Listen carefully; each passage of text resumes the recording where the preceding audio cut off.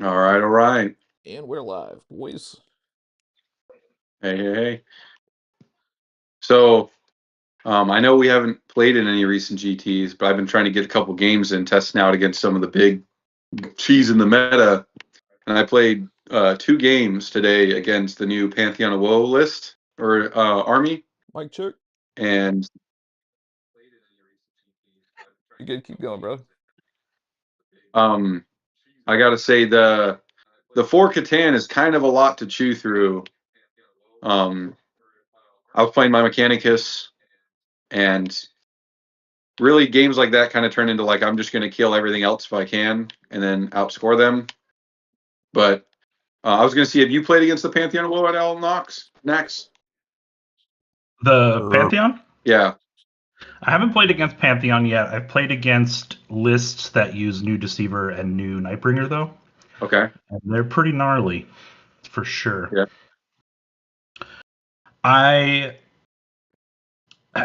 So I'm starting to get out of Knights. We kind of started to talk about that a little bit. And with Knights into them, it's always been rough because it's just the army, the Necron army in general is such a heavy 4+ invuln army. Mm-hmm. And with so few shots on the guns that are really going to affect them, that extra 4-up save that you don't account for is so much more punishing than it is otherwise. And then they touch you in combat and they're AP4 and bad things happen to you. And so it's just it's a bad time. So I'm looking forward to playing into them with other armies that I'm messing with. Do you feel like the Nightbringer, the new Nightbringer, or the Void Dragon is more deadly to Knights? I haven't seen Void Dragon in a while, so I can't really comment on Void Dragon. The new Nightbringer, though, he's such an asshole. Like, he's just such an asshole. I'm glad that he's on a bigger base, so he's much easier to control. It will be easier to control him with armies that have units and resources. It's tough for Knights because you've either got a couple of agents type units or you've got armigers, and I mean they don't care about armigers. So yeah, none of the Imperial Knights have like a D6 +2 damage armiger, do they? Or is that's just the Slaughtered Claw, right? Not in melee. No. Okay. I mean, we could take a Moirax, but like we're not gonna see a meta shift into Moiraxes, I don't think. I was told they were terrible. Is that true? There is. I wouldn't say that they're terrible. Not anymore. There's a couple of loadouts that aren't too bad. The days of the double lightning lock Moirax being absurd are far behind us. And I don't think that they are worth the trouble to obtain them, like to even put them on the board. So I don't think that's the way forward. But Necrons in general are tough to deal with. I was looking at my BCP year in review, and my overall win rate with Knights last year was just above 60% overall, and my Necron win rate was 20%, something like that. Like it's rough. We got pretty good. Well, that's Brandon, that's Sam, that's a couple of other pretty good Necron players we've got in the area. It's just the Knights struggle to deal with the 4-up invuln and the regeneration. It's just the world that we live in, unfortunately. So I'm not looking forward to Knights in the meta as that becomes powerful. My audio is boink, guys, for the viewers, but I think y'all can hear me. Yeah, we can hear you just fine. All right. Well, yeah, I got you loud and clear. It's a good thing we got backup man Nax on.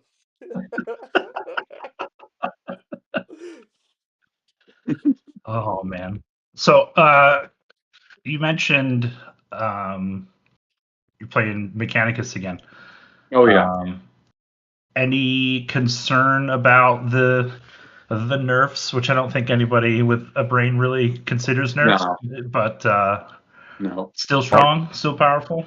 Oh yeah, I played a couple games against Victrix Guard, everyone's big boogeyman for Marines, and then a couple against Pantheon, and a couple against other like things. Like I played a game against Knights. I played I'm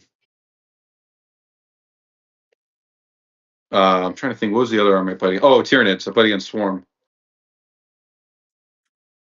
Nice.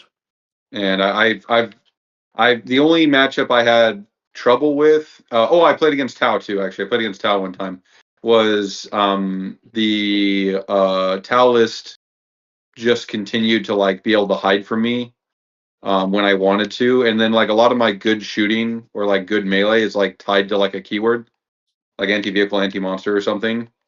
So him being to just be like, oh, well, I'm all vehicles, and it's like, well, then half my guns or half my good things that I want to put into you, I can't put into you because they aren't doing what I need them to do. Well, they said I think Pantheon last week said a 70% win rate. Yeah. It's pretty good. I mean, I played against it. Yeah, what did you think? What did you think about it? I know I'm not sure what the list looks like. I think it's at least 3 Satan. Is it more? So I played against 4. It was Nightbringer, Transcendent, Void Dragon, Deceiver. Those were the 4 I played against. So, well, you beat it with Admech. Close game though. Yeah, I wanted to play against probably the hardest mission for me, which is Purge the Foe, because I have 19 units in my list, and he has like 10, I think it was, 10 or 11. So, but round 3, I was able to tie up all of his Catan, and I killed almost all the other scoring units at that point, and then I also killed the Nightbringer, because Call's gun is D6 plus 3 damage, and it's 3 shots, and I hit and wounded 3 times, and he failed 3 saves, and I was like, cool, take 15 damage. all right. So maybe failing 3 saves. I want to play this Necron player. Well, I mean, to be fair, like the previous time I put 4 las cannons into the Nightbringer, and he failed 1, took 4, and then felt 2, and I'm like, cool. So 4 las cannons did 2 damage. All right, seems realistic. That sounds closer to reality. Yeah. I mean, you play a lot of armies though. Like, what do you think about other armies besides Admech into them? Like, what do you think if you played them with World Eaters? So I kind of thought about this. I think if I played them with World Eaters, like the Forge Fiends are irrelevant to Catan because they're strength 10, the Catan are T11, so they ain't gonna make much money there.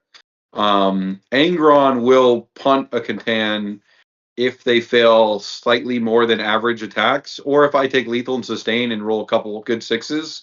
Like I hand them, here's 13 saves, you failed 6, cool, that's 5d6 plus 6 damage. Like Angron will tear one apart. The only thing I was go ahead. Oh no, that was another topic for later. I just played Angron for the first time yesterday, and he hits really hard. I don't know why people don't like Angron, man. He slapped the shit out of me. Yeah, I don't know. Every time I talk to people about it, they're like, "Oh, Angron's terrible," and I'm like, "What do you mean? He deletes something and he demands an answer." That's kind of like my favorite thing about him. Is like I will kill something, and if you don't kill me immediately, I'm killing something else too, and it's not going to be a good time for you.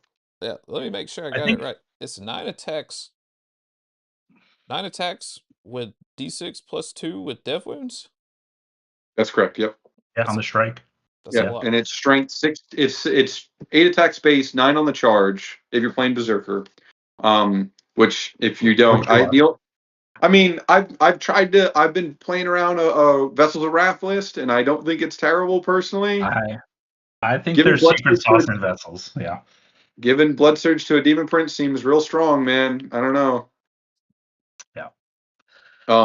Justin just got surprised when both of his Great Unclean Ones died in one turn. Well, I knew Sheila was gonna die. I knew she was fucked. but I thought Roddy would be all right, you know. Like I thought he hit like Fulgrim, you know. Oh no.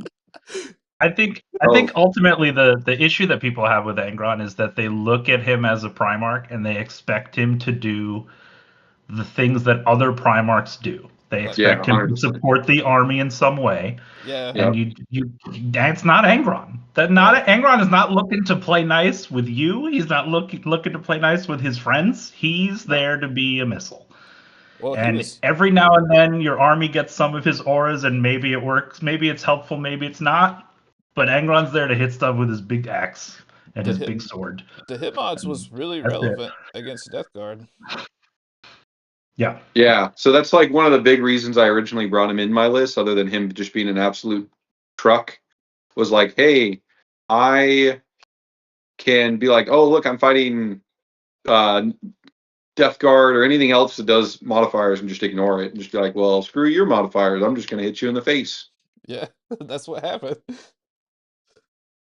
It works. Like people discount it.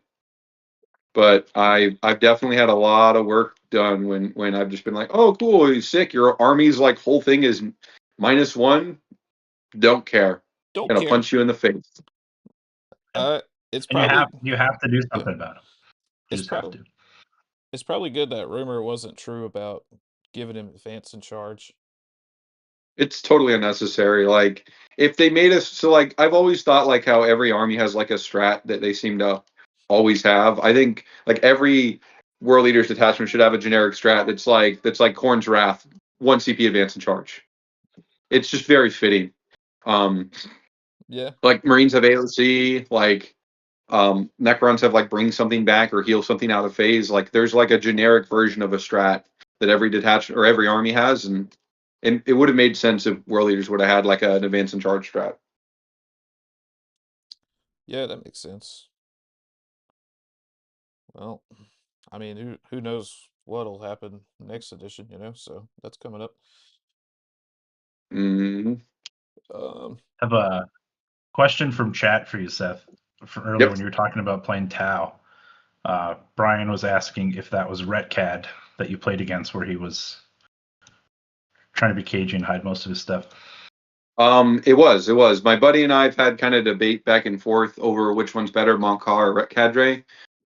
Because I think Ret Cadre has the same issue Lions does. It encourages bad play where you want to be close to things that you don't want to be close to. Because I have 36-inch guns, but I want to be 9 inches because my army rule gives me buffs then. And like Lions does the same thing, but opposite, where it's like where I would probably want to heroic or protect my buddy. I want to be away from everything, and that does the same thing to counteract that.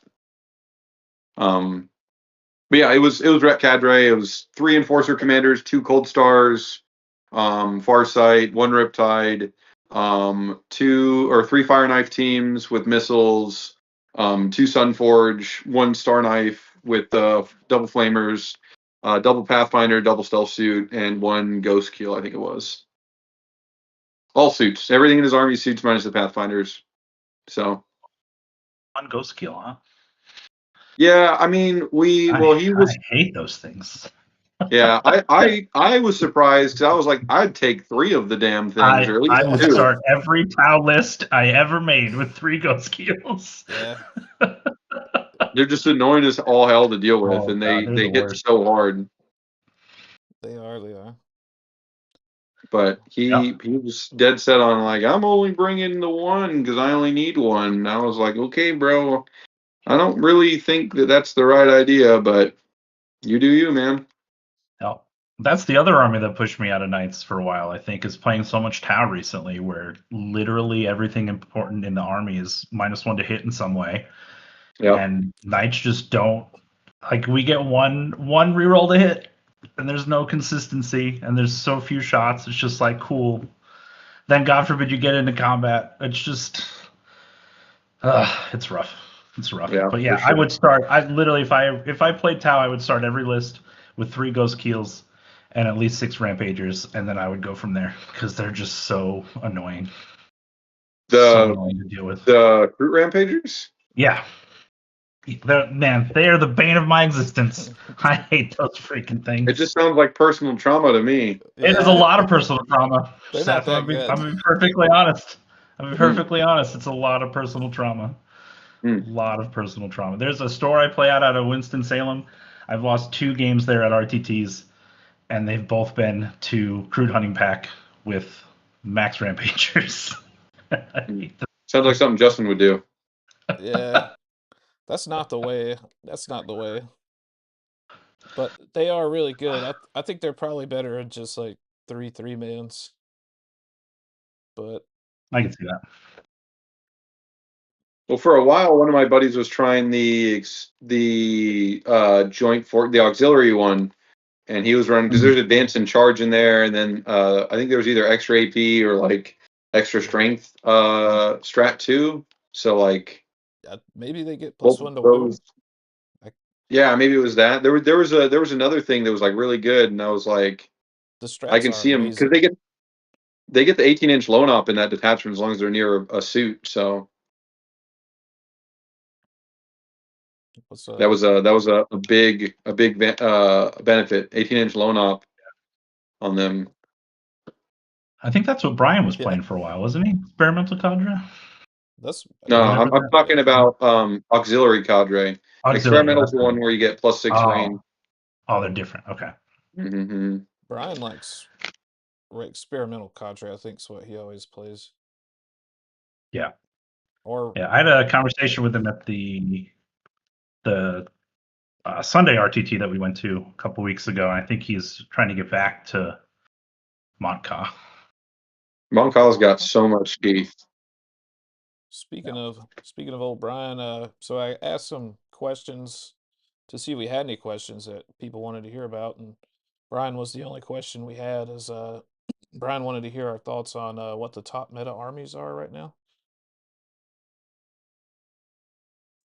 I would say that he said top 3. He just asked for top meta armies, but we can narrow it down to maybe 5. I would say probably Vitrix Guard Ultramarines is probably is one of them. Pantheon of Woe is one of them. If I were to like throw my own thought in there, I think Mechanicus with a really good pilot is definitely one of them. I think there's a world where oh man, where Drukhari, the witch cult one is really strong. But that's like an army like where again, I think that and Mechanicus require like a top tier, like dedicated. I know what I'm doing. I know my threat layout. I know my target priorities to do well. And honestly, I think the new Tzeentch, how they geared up Tzeentch, I think that the big friends list with Tzeentch has a lot of play. Skin. How do you say it? Scintillating? Skittle. Skittle. It's the Skittling. Skittle Legion. Yeah, Skittle. Skittle Legion. The Skittle Scintillating. Legion. It's the Scintillating. Skittle Legion, bro. Which to me sounds like a detachment- Slanesh detachment. It's such a weird name. Yeah, that detachment with the right like setup can do a stupid amount of damage. All their guns being 3 damage is crazy. What do you think about guard though? Like a lot of talking heads put guard pretty high on a meta tier list. So the issue I have with guard is the same issue I have with like a lot of other like gun heavy armies, is that it's just such an it's so easy to be countered if you know what you're doing. Like if you're smart, you can very easily like counter guard, just like you can counter Tau. Like they do one thing. So like I know how to deal with the one thing you do. And I'm just gonna actively work against your one thing. And I just don't see them making like a big change outside of that. Like I don't see it. Like they just keep doing the one thing. Unless you go to Cherokee and you pull layouts 4 and 6 for 2 whole days. Then I think you could guard stocks go up a bit. They go up a bit. Tau as well. I think they'll be fine. If you're a guard player and you lose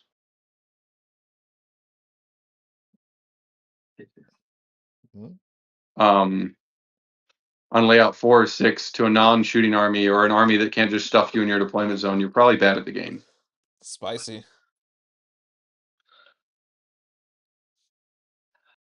I think I agree on your Dark Eldar take. I think I would even go further and say, as soon as you get someone that is a good Dark Eldar pilot, I don't know that it really matters right now. Specifically, Yeah. like there's a couple of solid detachments that are clearly better than the others, as nearly all armies have.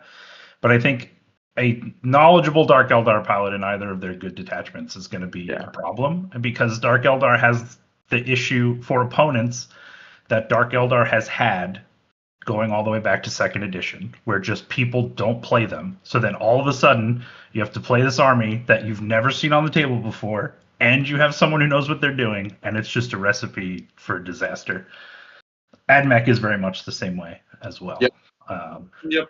It's just there's so many tools, and there's so much that they can do that you don't expect that they're going to do, because most armies can't do it. So I think Space Wolves are looking pretty good recently as well. I think Drukhari is the most. I think it's the most uninteractive way you can play a Warhammer right now. Just because I'd agree with that. The Scourges and being able to kind of fire and fade into the Venoms. Yep. Or like a melee fire and fade.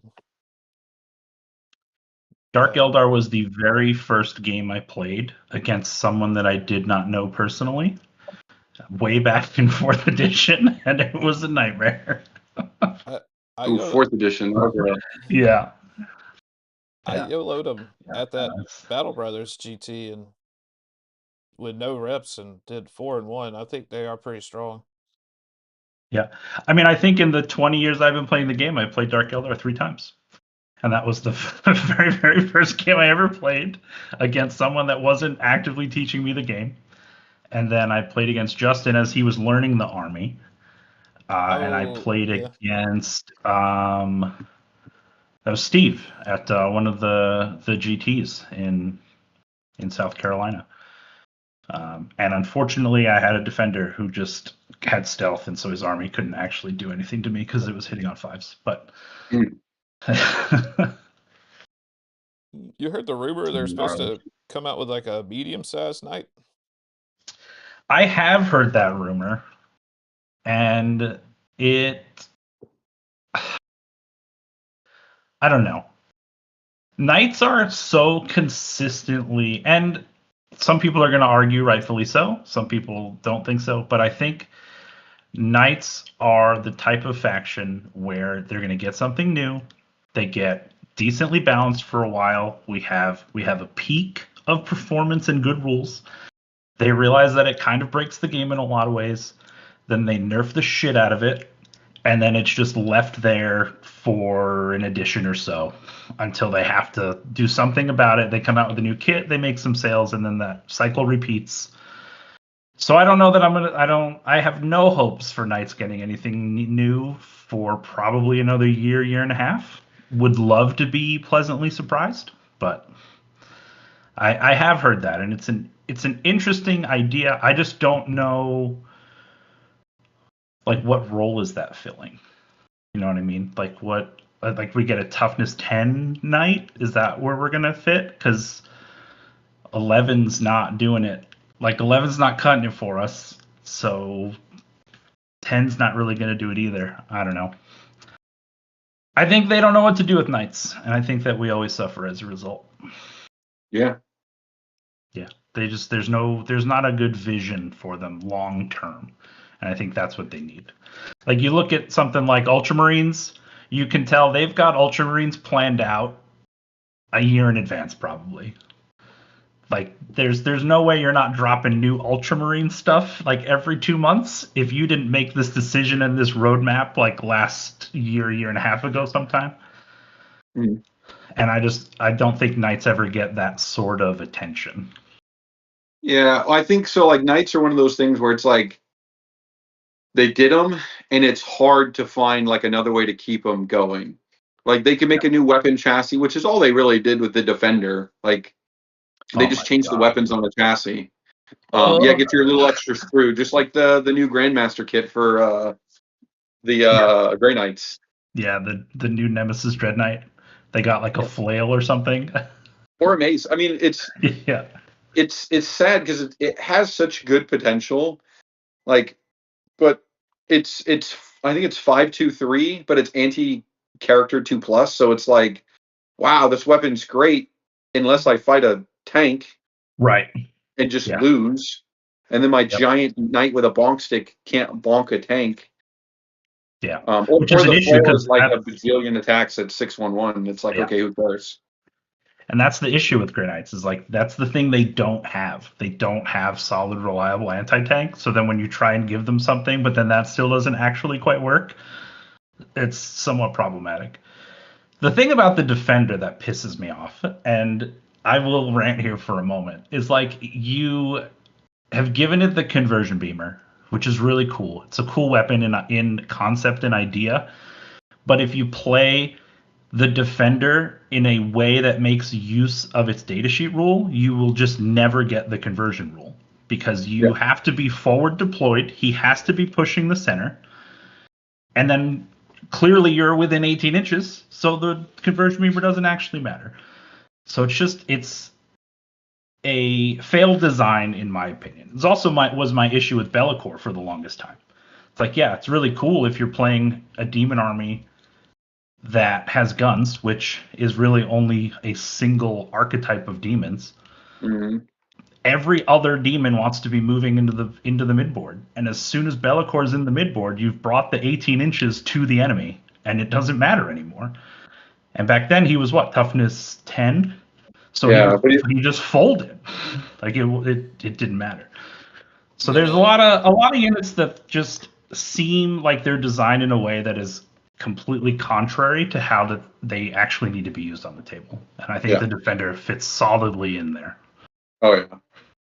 we got a question about thoughts on Gene Stealer Cult from an Asian name.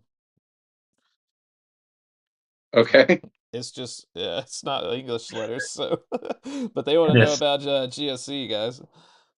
I mean, so I think GSC, like, they still have play, but I think the change came from I just pop up and shoot with big 20-man bricks to now I'm trying to melee things a lot more. I think I think it's the Xeno cult That one's kind of cool. is, yeah, I think that's the one that you're gonna see end up doing good at the moment, because I feel like that one.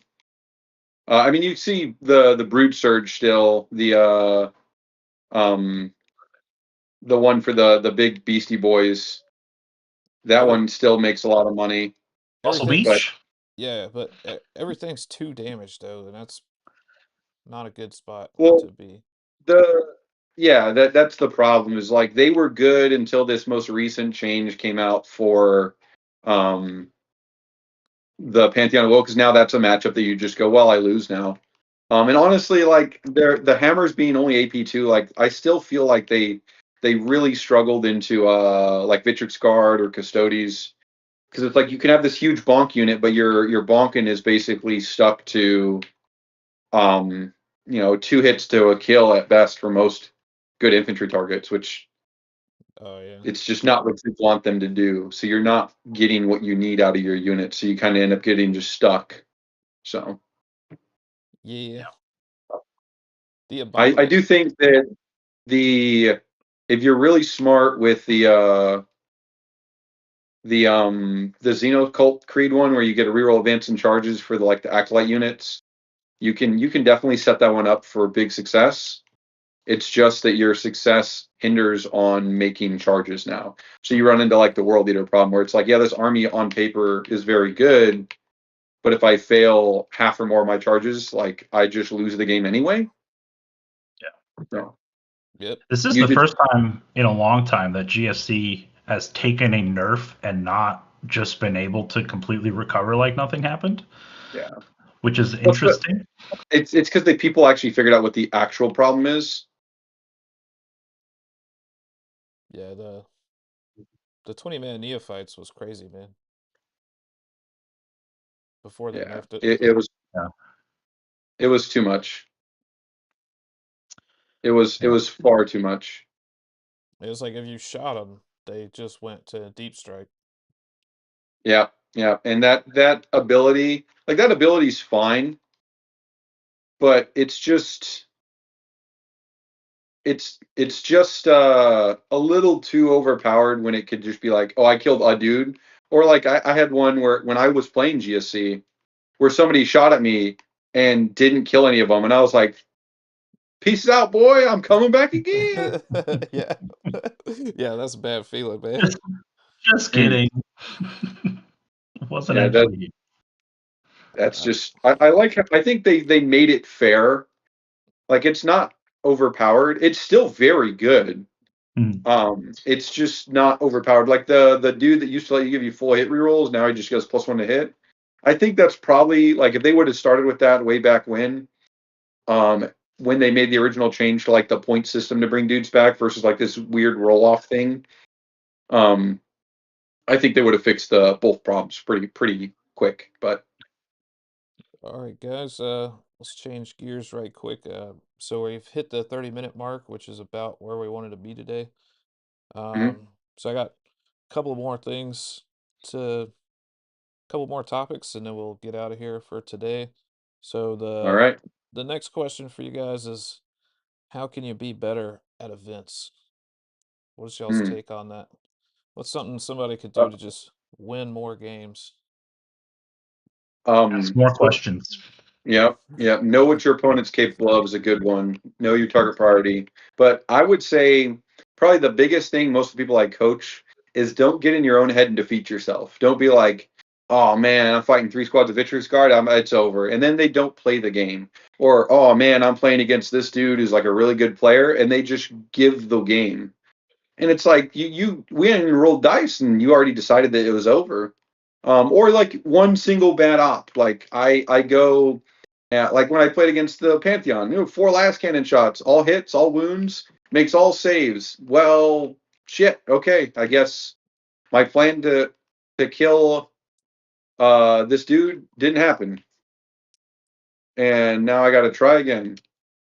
But that shouldn't just end it for you. There's too many times I've talked to people where they hit an easy low and they just kind of like, it's over. It's like, there's a lot of game left. A lot of things can happen. I can't even tell you how many times recently Yeah. I've been on the other side of that, where my opponent is getting pissed off and is giving the game away, and then by the time the end of the game comes around, oh, look at this, they've won the game. Yeah. Like it's like do not give up. And on the flip side, if you're ahead early, you have to understand that there are massive swings in this game all the time. Mm-hmm.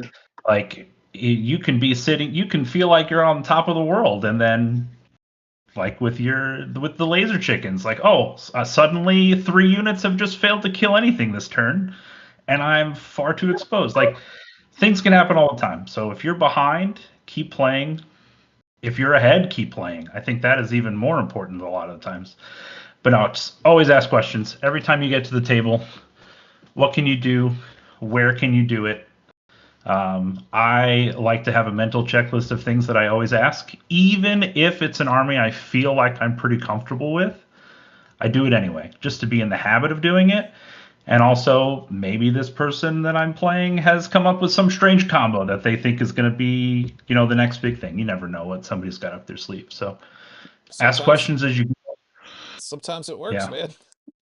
Yeah, no, absolutely. 100%. 100%. So yeah, just ask questions as you go.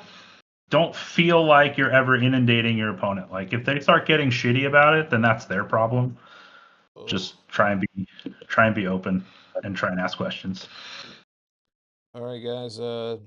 Seth, you want to tell them about your coaching service? Yeah, so I offer competitive coaching. I do list evaluation, game evaluation, so you can take pictures of your game. I can kind of advise you what I think you should have done. You can also send me your lists, and I can go over them and kind of give my recommendations based on the meta. We can also do mission analysis at specific missions and layout. And lastly, I offer TTS games where I will sit down and play a game with you with whatever army you want to play against, and I can kind of give you a rundown of how to fight it. And that, I think, collectively covers about everything. How do they get in touch with you? So you can reach out to me on Discord or Facebook. My name on Facebook is my name. It's Seth Piper. It's got my picture on it. On Discord, you can hit me up at the War Master, or it's War Master, and then in brackets, it's Seth. And that link is also tied to our team page. So those are 3 different ways you can get in contact with me. Dope, dope.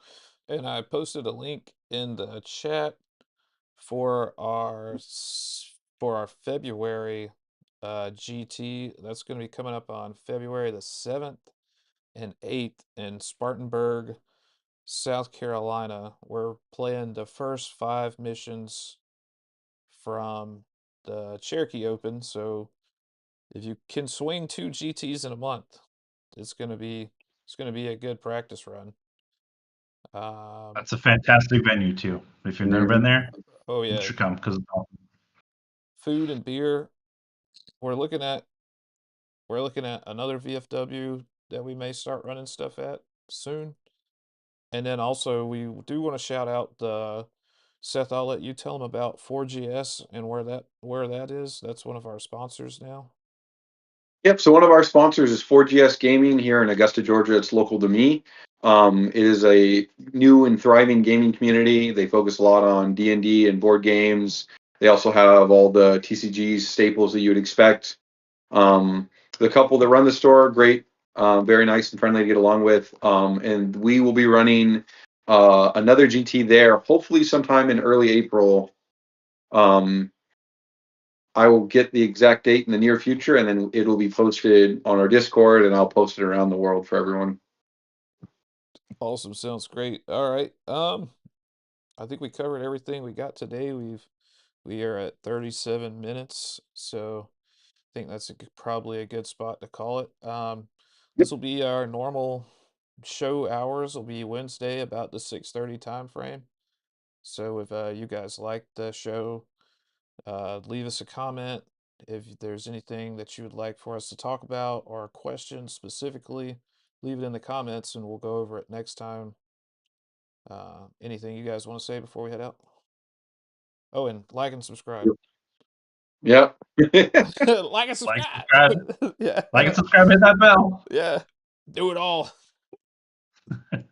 We need we need 500 subscribers, and we get like 4 or 5 a video, so we're climbing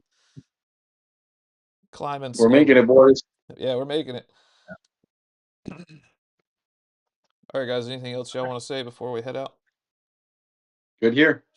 Come to Game Castle this weekend. Oh yeah. Do it to it. Yeah, if you come, you get a free Whopper. The whole Whopper. The whole burger. All of it. You don't even have to You win. get to eat the whole thing. All right, guys, we're going unlive.